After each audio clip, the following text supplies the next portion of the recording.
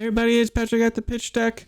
We are here with a Battle Hardened round 5. This is round 5 because we are 3-1 currently, and we would, if we were to win this, we would be into the 4-1 and still stay alive.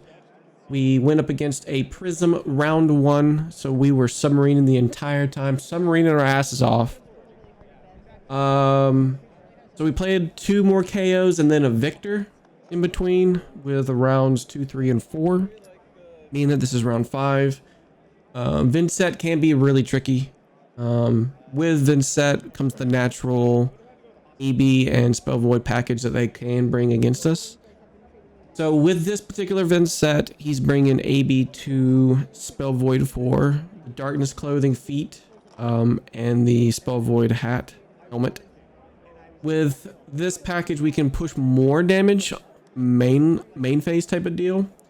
So with that, we are going to be able to get and find our pieces better in terms of like lesson, but we're not setting up Wildfire straight away early, only because right now we want to find pieces for like potions and stuff. So even though he does AB2 and we have a 2 cost that we can find, we're just going to go with a Gaze the Ages so we can find a potion potentially and then pre-start our item collection. Because right now they don't have anything to destroy the items, like Smashing Performance for brutes. We use the Gaze. We don't see anything off the top for the AB2. And apologize for the weird angle. Sometimes I fix it. Sometimes it goes back to it. So you're going to have to just bear with me just for a little bit because I do fix it later on. But we don't find a potion, so we'll just go ahead and pocket this piece here.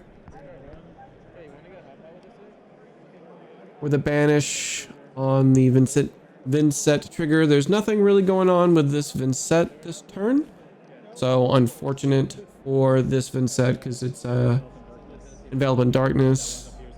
Yeah, that's fine if you want to do that. More than likely, if you have Envelop in Darkness being sent to the banish to gain a rune chant, you're probably not having any rune gate in your hand, period.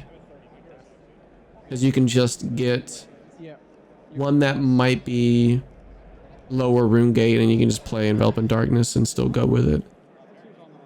So we'll take that time walk, technically. So we go off with a banish here.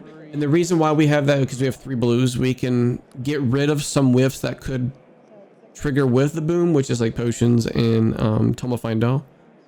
But we do see a pretty juicy Opt3, which is home along with 2 blues, but it wasn't in that order, so it's a good thing we did find the Cindering Foresight. We're just going to go ahead and see this off the top with getting basically a free opt plus a free buff. But we do get really nice here. Really nice top deck to get the red spindle. So we have to take a second to like think on what ordering. And this is the best ordering because we can go 6 with the crew and send spindle for 6. Because then you can see what's on top for the sonic boom to banish. That way I'm not getting any whiffs.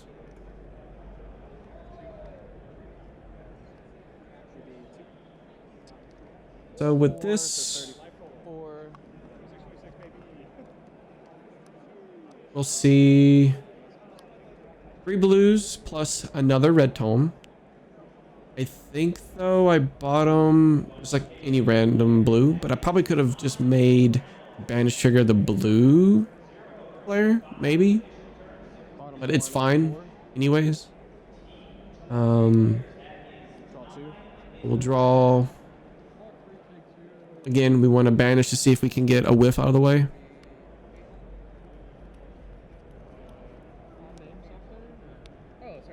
Try to increase our chances of not getting a whiff here.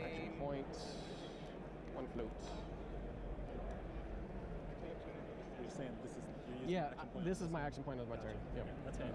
So this coming in for 3 is pretty good tempo for me, having a potentially 4 wide wizard cards being sent 4 wide for our quote-unquote mini chain link, because we really don't have that, but you know what I mean.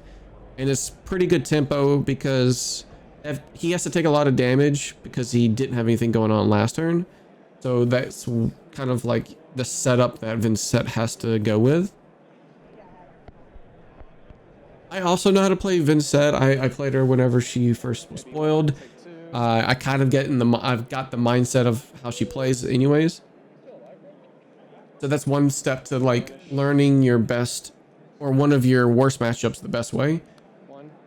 Because technically she is a pretty hard matchup because of the passive protection she can bring. But once you understand how she works on the axis of setup, big turn setup type of thing, unless they have a high roll of rune chance being constantly produced, then you're going to have a hard time.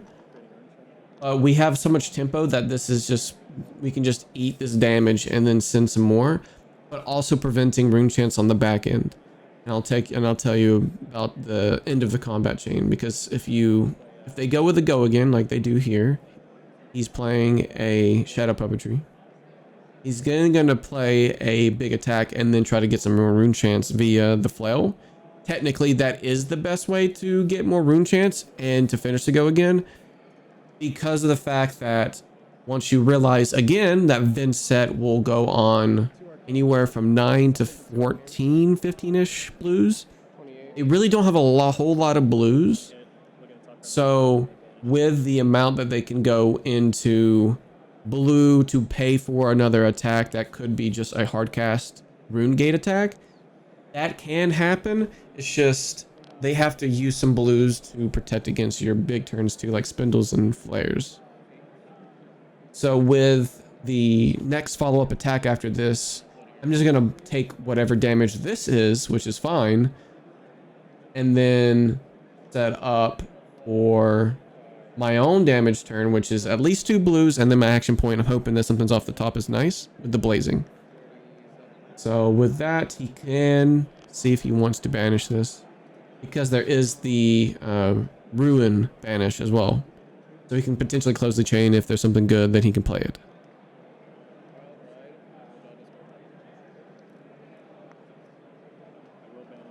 So banishes the Oblivion card, which right now he doesn't have any rune chance. It's a little rough, but it's a blue. Even though it doesn't block it, there's potential upside whenever you get in the longer games against other people.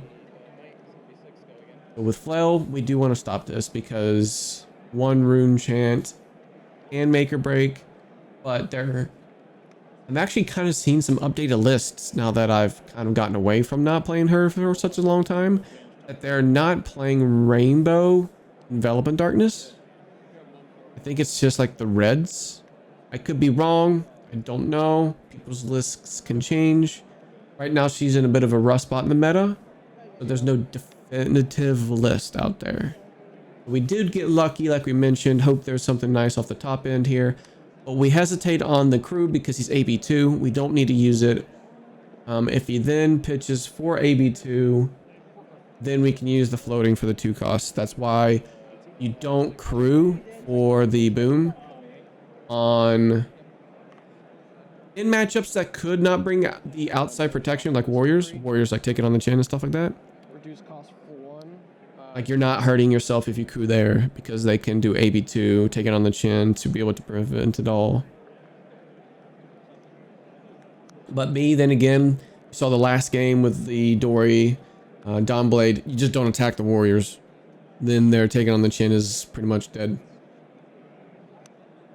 Action point. So we do come with a 3-wide card arcane combo here. 1, 2, and 3, which is pretty good. 6 damage after preventing a little bit last turn. Actually, no, we took it all. Well, we prevented the best one, which is the on hit of getting rune chance back. I think that's a success for me because he's pitching an Art of War for the Sonic Boom. 23, 21. Most people who don't necessarily play Kano don't know that the operation of maybe Sonic Boom. So you can play the Sonic Boom, the reduced cost of one. So probably would have just used the Art of War offensively, but there could be nothing really going on in his hand. So he does pitch or banish a Tunic for that one. Yeah, that's fine. Can't even remember. It's the same one he just played. I'm so lost for words right now. Incantation. Yeah, that's what it is. So he had double incantation in his hand. And he also has a red in his hand because he used tunic for it, for this incantation. So he's setting up again. Like I mentioned, attack, setup, attack, setup. That's one way to look at the Vynnset matchup. So we don't particularly mind this wildfire being off the top. However, we will mind the next one that we come across because that's the only way we can truly beat the protection that they have with Spell Void 4. We need double buffs type of thing. It took a minute to decide if we wanted to send last turn, but there's no real knowledge of knowing that there's going to be a wildfire off the top. So that would just be a blind flip.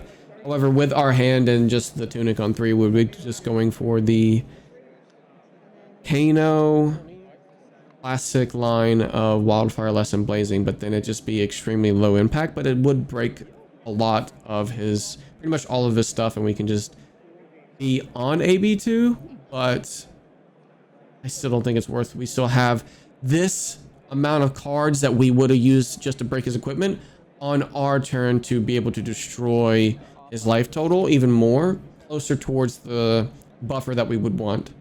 So we're able to send 4 damage anyways and create 2 potions just like that and set up a spindle into our hand so we can look for more stuff. So all in all, I think that was way more impactful than what we would have we could have done with the lesson and lava and the 3 blues. If it was any other deck, then yeah, we can send there and pretty much kill him. So I'm just kind of updating him on the triggers for Vynnset, that you cannot respond to the Vynnset trigger because it's the start of turn. However, it moves the incantation to the start of action, so you can respond to that one if it indeed did matter. Typically it doesn't, but it probably would matter if it was like Tiara instead of the Void 2 helmet. We're coming in for another puppetry here. So had a rune chant the turn before, made one off incantation and banish, so we're able to get a good setup for him next turn, which is a little rough. This is the first Deathly Well, I think, which is the bread and butter of what Vynnset's supposed to do. Pay for the shadow card type of thing, but you don't necessarily have to.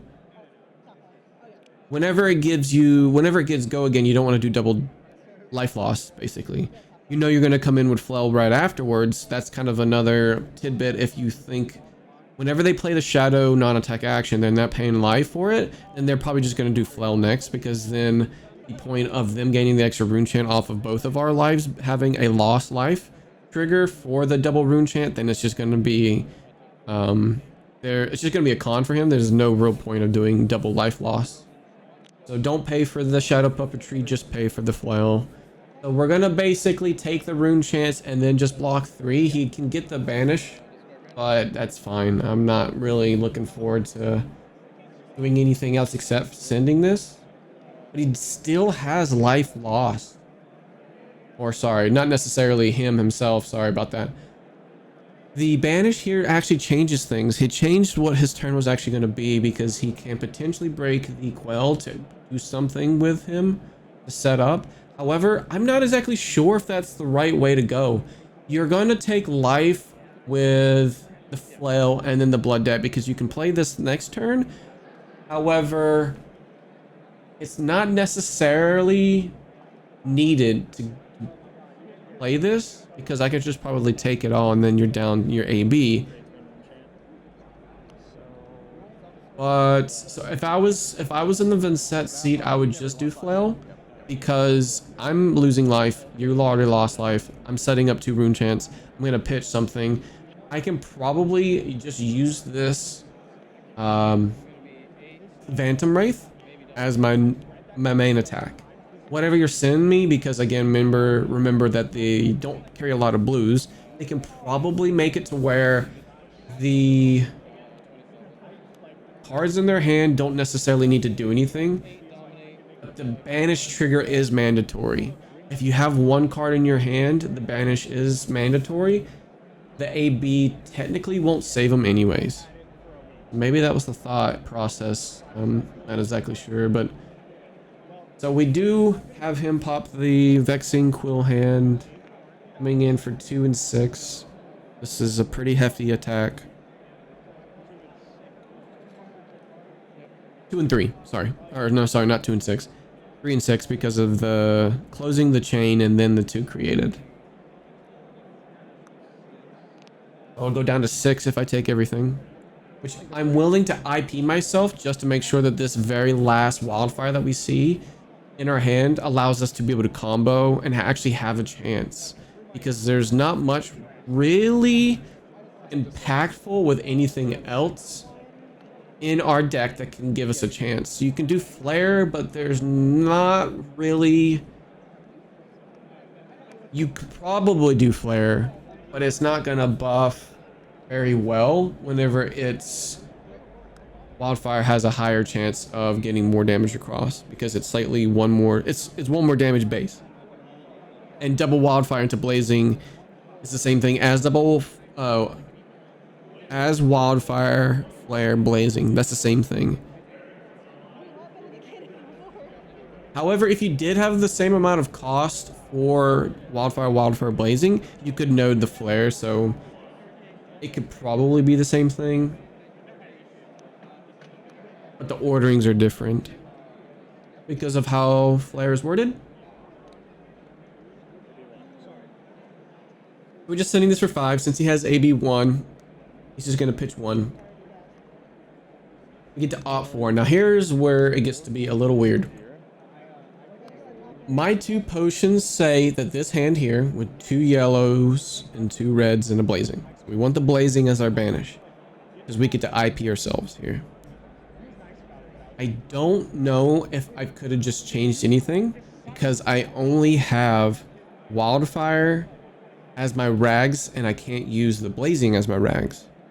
So I'm almost forced in this position. However, the potions help us out, along with making the 2 yellows 2 blues, because 1 potion gives 1 resource to both, and then the last potion makes us red to blue.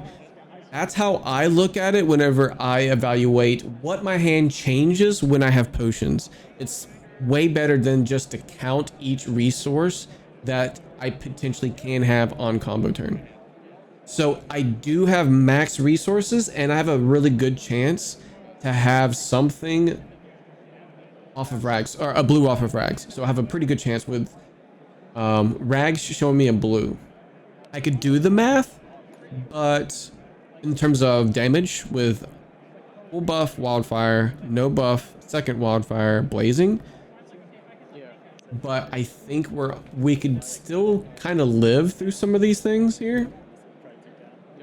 Like, it just depends on what his turn does. We could probably get away with it and use our potion to kind of send some damage, because we do have a red flare. So with what he's doing now, it's not going to, we're not going to survive this turn.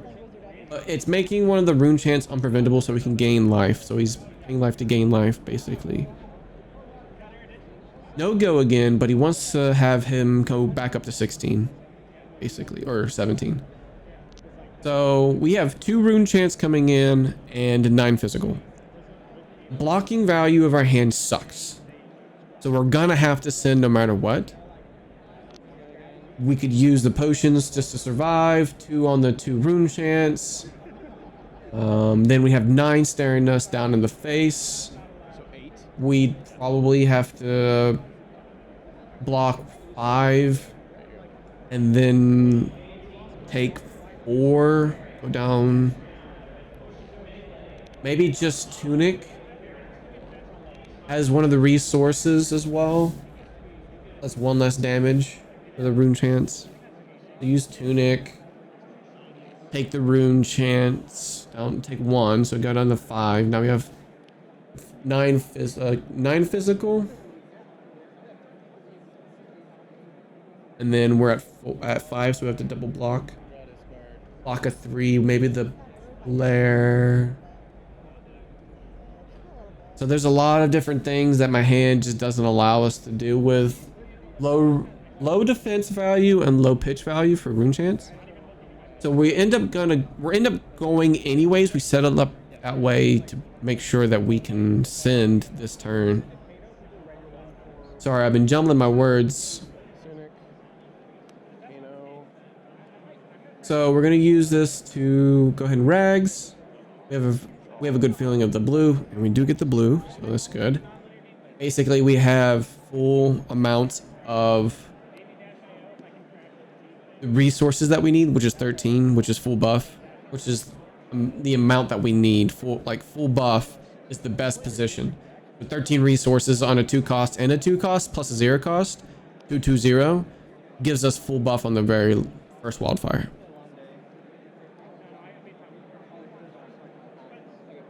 We're just making sure everything's good.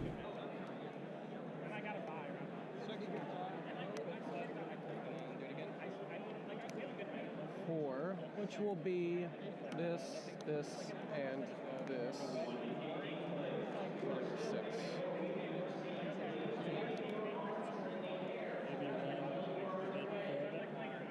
So he's gonna do AB1 and have fun floating because it's annihilation in the pit zone there. Oh, sorry, destruction. Widespread destruction, not annihilation. So 1 float. So we got him down to 14 from that one. This one's gonna be, the next one's coming in for 15, so we double check our math. That's why we have to wait for a second just to make sure. Like, Kano shouldn't be a thing, but we still don't survive if we just block this anyways, so it's, we have to go type of thing, but we just double check in our math just to make sure, because it would be 5 and 1 is 6, and then we can just still do that amount of damage for the next blazing. But it turns out to be exactly lethal because he's going to AB1 this, take 4 and go to 10 with them being 1 and 5, or 1 and 4, 1 and 4, which is 10 off of blazing. So that's it for exact lethal on the Vynnset. We had some really good tempo at the beginning, and catching on the setup turns was pretty much the win. Thanks for watching, guys.